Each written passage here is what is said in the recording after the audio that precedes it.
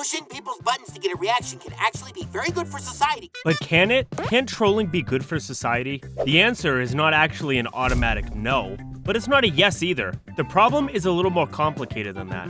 This is what South Park explores throughout Season 20. The season with a very tense situation. Final result, 4 athletes sitting out on the national anthem, 3 of them not even black. The girls at South Park Elementary are protesting because they're getting mercilessly bullied by a troll using a screen name SkankHunt42 on the school message boards. Heidi Turner gets trolled so hard that she quits Twitter. Everybody suspects Cartman to be the troll, but Season 20 Cartman is very different from the regular Cartman. He's in his woke era. Girls rule, women are funny, get over it. Despite his apparent earnestness, nobody is buying his wokeness. Everyone knows you're acting this way by day, so you can be horrible to people on the internet at night. The boys begin fearing that girls might do something drastic, so they lure Cartman into the woods and destroy all his electronics. Please don't break my stuff, you guys. This is like 2 Christmases and a birthday worth of stuff. Cartman's begging doesn't work. The boys are convinced that if they destroy all his gadgets, then he can't go online and troll people.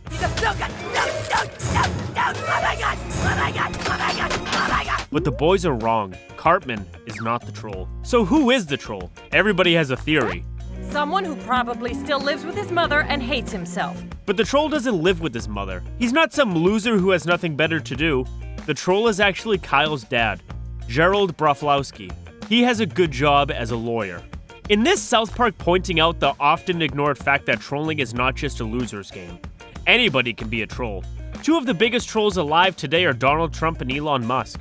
You would think that they'd be too busy doing billionaire stuff to troll anybody, but they somehow find time to spend 18 hours a day stealing memes and arguing with peasants on Twitter. Billionaires, they're just like us. However, unlike Elon and Trump, Gerald has the advantage of anonymity.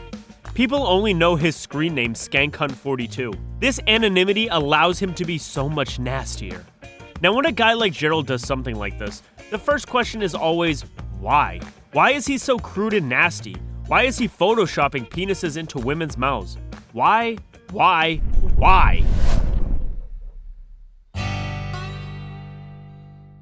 Gerald believes he has a good reason for what he's doing. Could be someone who just kind of thinks it's funny to stir the pot and watch everyone freak out. This is the reason Gerald gives to defend the hypothetical troll that everyone assumes is an elementary school kid. He gives this reason to his wife, gives it to his children, gives it to his fellow trolls, and literally everybody else. This is probably what Gerald tells himself as well. But he doesn't believe it. Not completely. He has doubts sometimes. Maybe the fact that it's so not funny makes it somehow funny to kids? When we combine these doubts with Gerald's behavior, we start to see the very real reason as to why Gerald is actually a troll. We just have to examine 2 very similar but different scenes. The first one is this scene from the 2nd episode of Season 20. Gerald goes for a jog after a night of trolling people online and he is as happy as he can be. Nothing can keep him down. Get out of the street, idiot! Sorry, my bad. He's smiling, happy. He ignores arguing neighbors and pretty much everything else. When a cyclist almost runs him over, Gerald just laughs it off and waves at the guy. No worries. Then there is a similar scene from the 4th episode. Here, Gerald has temporarily stopped trolling people on the internet, and now he's irritable. The same things that he brushed off with a smile before now bother him. When the cyclist from earlier almost hits him, Gerald curses. Son of a bitch! Ah! Happy-go-lucky Gerald is gone. So while Gerald might tell everybody, and even himself, that he just trolls people just because he thinks it's funny, there is clearly a much darker impulse. Look at this, it's a very innocent post. Hey, I just want to remind everyone about the ice cream social to benefit homeless teens, looking for volunteers. And what's Gerald's response? Hey, I'd like to volunteer to kick you in the vagina. Where do I sign up? This is uncalled for. The poor lady didn't deserve it. Or this one. This is my daughter at the triathlon today. Go, little girls. Boring, wholesome family stuff. But what's Gerald got to say about this? Your daughter has a mustache. What the hell is wrong with your ovaries? He does this all night, and he has a lot of fun doing it. This is not funny, it's just cruel. Gerald is lashing at these people on the internet who have done nothing to him. And from the 2 scenes we just examined, we can start to see why. Gerald trolls to let out his frustration. When that cyclist almost runs him over, Gerald just smiles and lets it go in the moment. Then, later on, he lets out that frustration on some poor lady online. This is an obvious case of misplaced anger. So why is misplaced anger even such a problem in the first place? It's society, and also us. Social conventions dictate that we have to be nice to each other all the time. We're constantly pressured to suppress our dark emotions. Things like anger are often treated like a disease rather than a normal part of the human experience. In the gap year between high school and college, I worked a retail job where I was required to smile all day. Even when grown men and women were acting like spoiled toddlers, I still had to paste on a smile and be as nice as possible when what I really wanted to do was punch them in their stupid faces and watch their teeth fly through the air.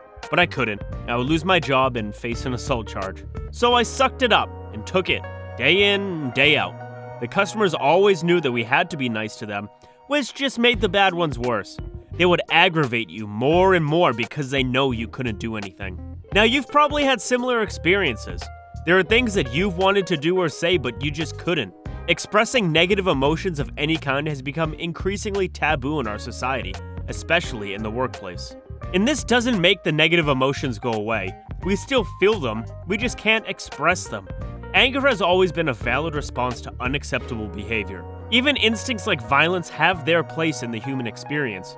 But the expression or even discussion of such feelings has become largely unacceptable. We all have to pretend that all the frustrations can be solved by woohoo nonsense like just brushing it off or taking deep breaths. What happens is that all this frustration just mounts up inside until we find a convenient outlet for it.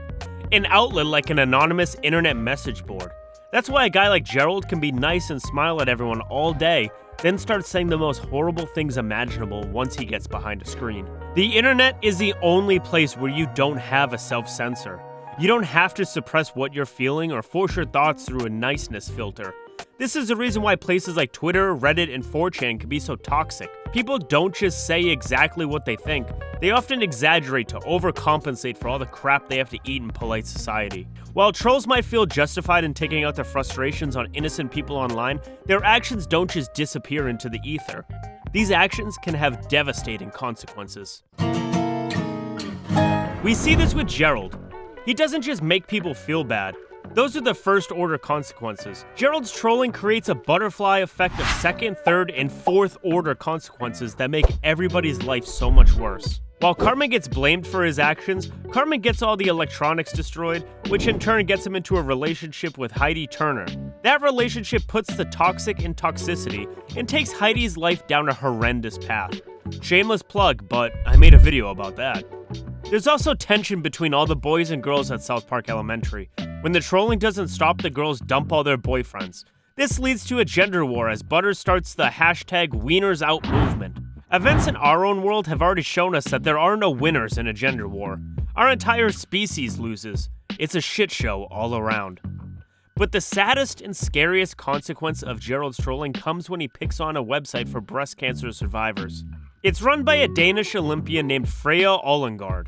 At first, Freya appears to be a match for Gerald. This little troll can have his fun. I'm going to be the bigger person. Gerald takes up the challenge to show Freya just how nasty he can be. Game on.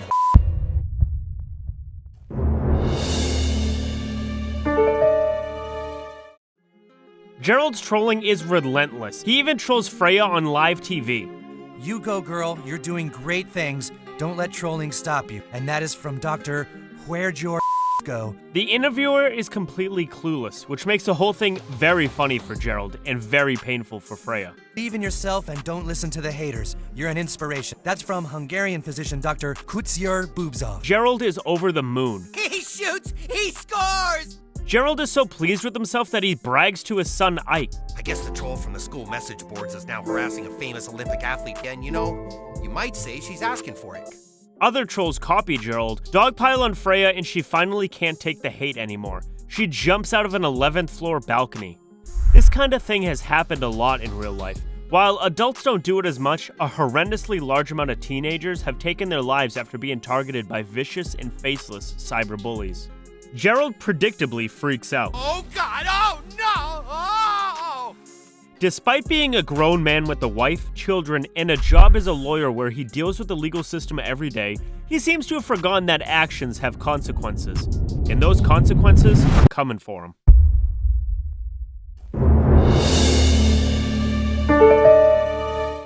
Denmark's entire population is very angry at the troll.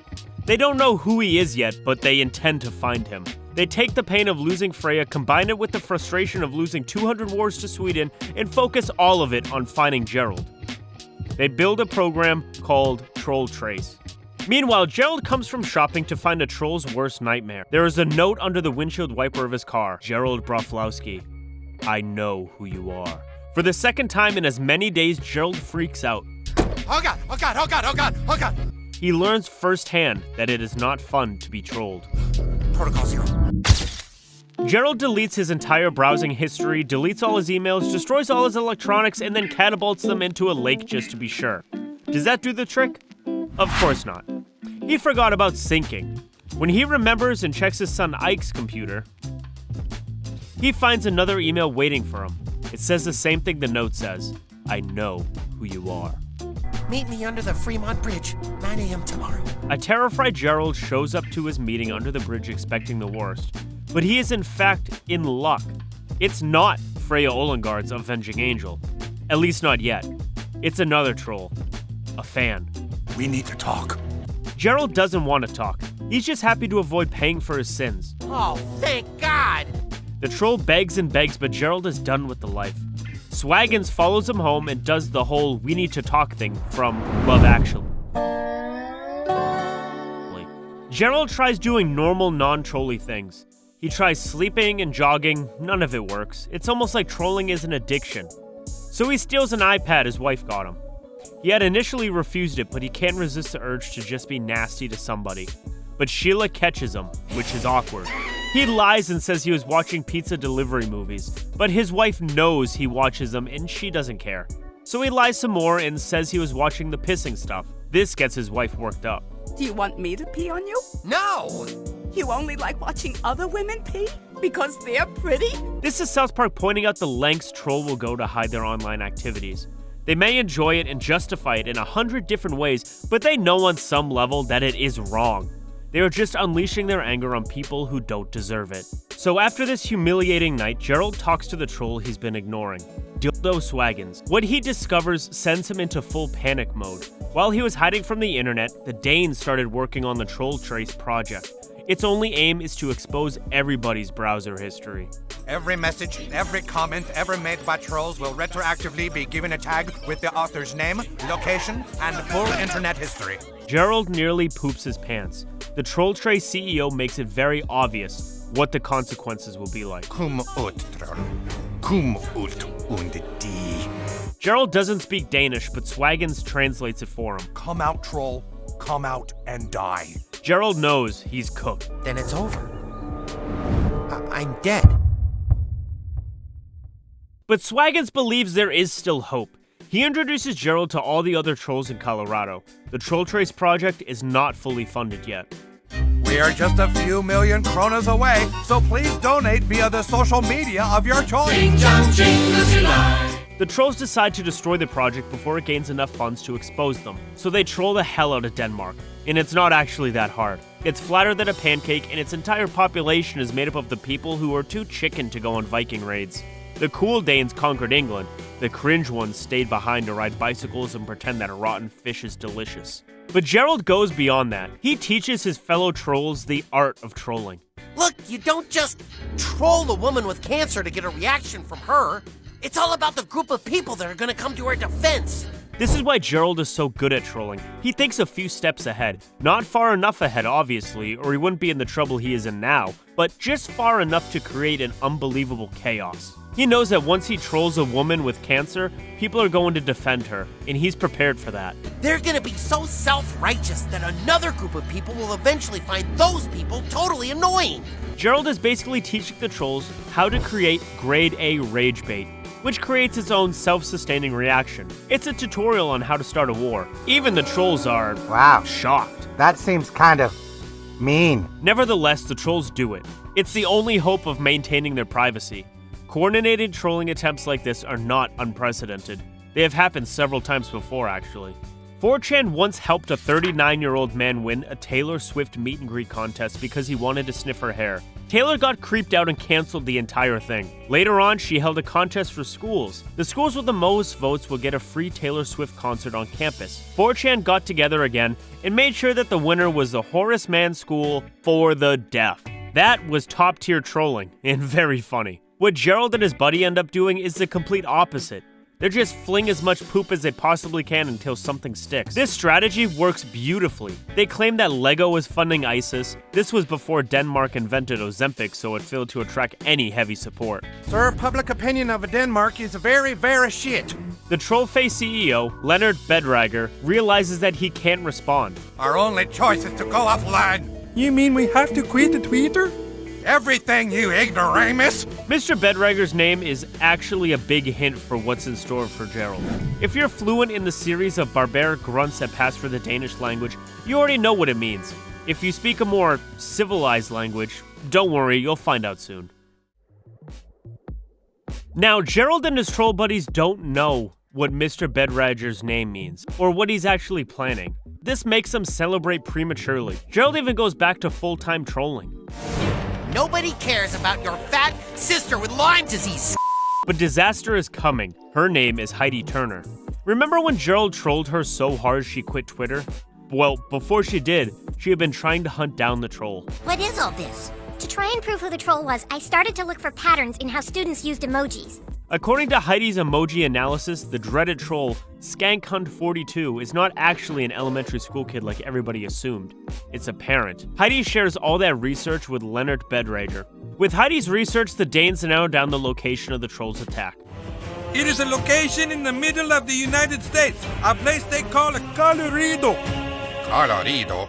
That's a very goofy name. Speaking of names, what does Bedrager mean?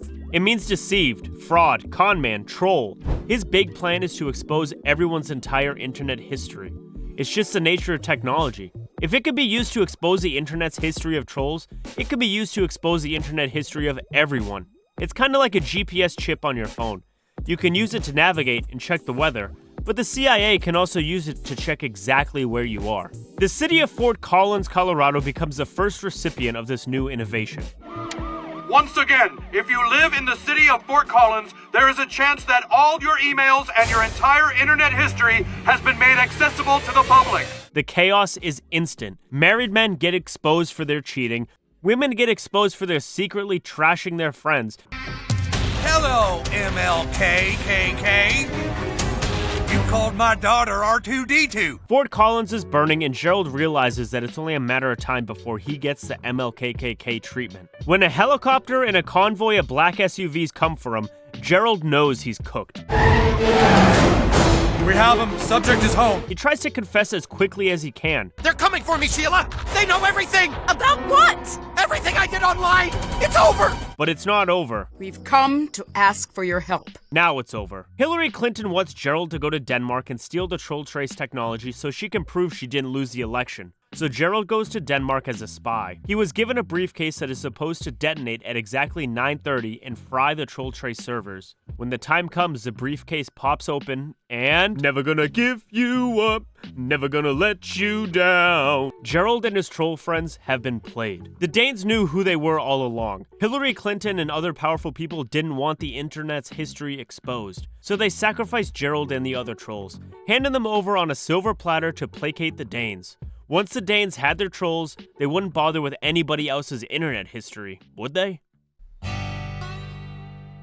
Normally they wouldn't. Danes are very reasonable people as long as you don't mention Sweden. But Leonard Bedrager is not even a Dane. He's a troll, a con man. He has his own plan. He betrays Hillary Clinton and releases everybody's internet history anyway. The man's goal all along was to start World War III by exposing everybody's secrets. He wants to watch the world burn. We're going to use you to set the world on fire. When the servers go online, there will be panic, chaos, and war. A lot of countries are nervous. The Chinese are mobilizing for World War III. Even allies don't trust each other anymore. Sir, a message from Saudi Arabia. They say they pinky promise not to look up our internet history if we pinky promise not to look up theirs. Private citizens mirror the same worries that their governments have. They're all facing the same dilemma. If we can all agree to resist the urge to look up other people's internet histories, Maggie, then our town won't suffer the same fate as Fort Collins. This is the prisoner's dilemma. It's one of the toughest problems in game theory. The classic problem is that you have two suspected criminals in different interrogation rooms. If they don't snitch on each other, they both go free. But if suspect A snitches on suspect B, he goes free, and suspect B gets 10 years in jail. If both of them snitch on each other, they both get 5 years. The suspects can't communicate with each other. Each suspect has to make his decision in isolation and just hope that the other guy doesn't snitch. The prisoner's dilemma is tough enough when you only have two people, but once you apply it to the population of the entire planet, it's over. I know, I'll certainly respect others' privacy, but what about people like Laura Tucker the Blabbermouth? The right thing is deceptively easy. If nobody looks up anybody's internet history, then nobody finds out anything he is not supposed to know and social harmony is maintained. But if just one person does it, all hell breaks loose. This hack of our city will never happen so long as we can rely on the rationality of the American people. Yeah, fat chance. In the prisoner's dilemma, most suspects snitch on each other and both end up going to jail. A fate they could have easily avoided by keeping their mouth shut. The reason is simple. There is no honor among thieves. If you had any honor, they wouldn't be thieves in the first place. So they betray each other and end up losing every single time. The people of South Park feel the same way. They know they can't trust their neighbors. This is a very funny commentary on the complete breakdown of social trust in our communities. And because people can't trust their neighbors, they only have two options: leave the planet or destroy Denmark. Leaving the planet isn't viable because SpaceX doesn't have the technology to get humans to Mars. So that only leaves one option: destroying Denmark. Which brings us to Leonard's plans. Was he too stupid to see that the world would be destroyed? Governments would never let anybody expose their secrets. Just look at what's happened to the likes of Julian Assange and Edward Snowden. All they did was publish a few embarrassing government secrets that we all kinda knew about. We know politicians are corrupt, and we know the government is spying on us. We just didn't have proof until Snowden and Assange provided it. But revealing this was a no-no. Assange and Snowden instantly became wanted men. As for the men who had really damaging secrets like Epstein, well, the less said, the better. You already know what happened to him. So how exactly does Bedradger's plan get away with exposing everybody's secrets? That's the neat part. He doesn't. He is fully aware of the human cost of his plan. He knows Denmark will be destroyed and millions will die in wars all over the world because of his actions. But he is perfectly prepared to take that trade-off. Because it's freaking hilarious! Sacrifice millions of lives? Why? Bedradger's is a different kind of troll, a more calculated and a more dangerous one. Gerald and his little band of mean-spirited little losers are small potatoes compared to him. But is he just doing it for the lulz, or does he have ulterior motives? The answer is yes. Somebody who could rise to political power through nothing more than pushing people's buttons. Bedradger's plan is basically America's Middle East strategy. Create a lot of chaos and then come in acting like the savior. It's psychotically brilliant. Start a war, let the people beat the living crap out of each other, and then come in near the end acting like you're the solution. The problem with convoluted supervillain plans like this one is that they only work if everybody else in the world is painfully stupid. And in the South Park universe, people are just stupid enough for it to work. Yes, Kyle interferes, but it's an accident. He learns that his father is the troll, and he is in Denmark, trapped in Troll Trace HQ. Mr. Garrison, the new president by the way, already has bombers en route to bomb Denmark. Kyle uses reverse psychology to make Garrison call off the bombs. He just tells Garrison that he is just being manipulated, which he is. Maybe I won't bomb Denmark. What do you think about that? Yeah, you will, because you're a little So Mr. Garrison calls off the bombers to prove that he's not being manipulated, which is exactly what Kyle wants him to do. This gives Kyle a reprieve, but it's a small one at that. Denmark has to be destroyed to protect everybody's secrets. If America doesn't do it, some other country will. Kyle gets his friends together and hatches a plan to save his dad and everybody else by generating as much hate as possible so it can overload the Troll Trace servers. The Pentagon has an even better idea. And if this kind of overreaction can be amplified, it could blow out the internet. With help from the Pentagon and SpaceX, the boys succeed. They blow up the internet. Everyone's browsing history gets wiped from existence. Gerald gets away with everything. He never has to face the consequences of his actions. The only people who knew that he was a troll are Kyle and Ike, and they're not gonna snitch. This may be unsatisfying, but it perfectly mirrors real life. Trolls really get punished because the vast majority of them never get caught. But trolling in South Park doesn't end with the reset of the internet. In the final scene of the season, a reporter interviews the man who has sent the first email on the new internet. He sent an email to an old friend. I know what you're thinking. What did it say? I showed him my dick. This might seem a nihilistic conclusion to the story we've been following for about 10 episodes now, but it's South Park. As always, pointing out the harsh reality. People will always find places to say things they're not allowed to say in polite society. Today it's the internet, and all these apps with disappearing messages. For previous generations, it was the toilet wall. I'm sure you've probably seen some wild stuff on the walls of your school toilets. This was a tradition as old as time. We've had insults scribbled on toilet walls in Pompeii from 2,000 years ago. So, to answer the opening question, is trolling good or bad for society? The answer is neither.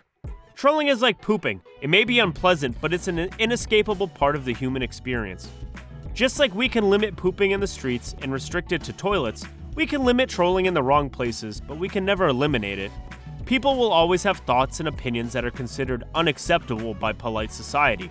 They're not going to suppress those thoughts and opinions forever. They'll always find a way to express them. Trying to ban trolling completely just results in people supporting politicians who say the things those people are thinking but can't say out of fear of being cancelled. It's how Mr. Garrison in South Park and his real-life inspiration Donald Trump got elected president. There are lots of people who supported Trump, but they were too shy to admit it until they got into the voting booths. When no one was watching, they voted for him. The UK had this problem for a long time that they actually gave it a special name, the shy Tory factor. During polls, people say that they will vote for the Labour Party because it is a culturally cool choice. But come election time, the Conservative Party tends to significantly outperform the polls, while the Labour Party underperforms in them. The most widely accepted explanation for this is that many Conservative voters simply lie to pollsters. The shy Tories tell everybody that they're voting for the Labour, but they actually vote Conservative once they're all alone with the ballot. Issues like this don't affect politics, by the way. They affect everything. There is often a big disconnect between what people say and what they do. So when someone expresses what you might consider an unacceptable opinion, it might be worth to just let them talk and see if his argument actually has any merit. Shouting him down and telling him that he's wrong and stupid and evil doesn't change his mind. It just makes him lie to you. He lies to your face and trolls you online.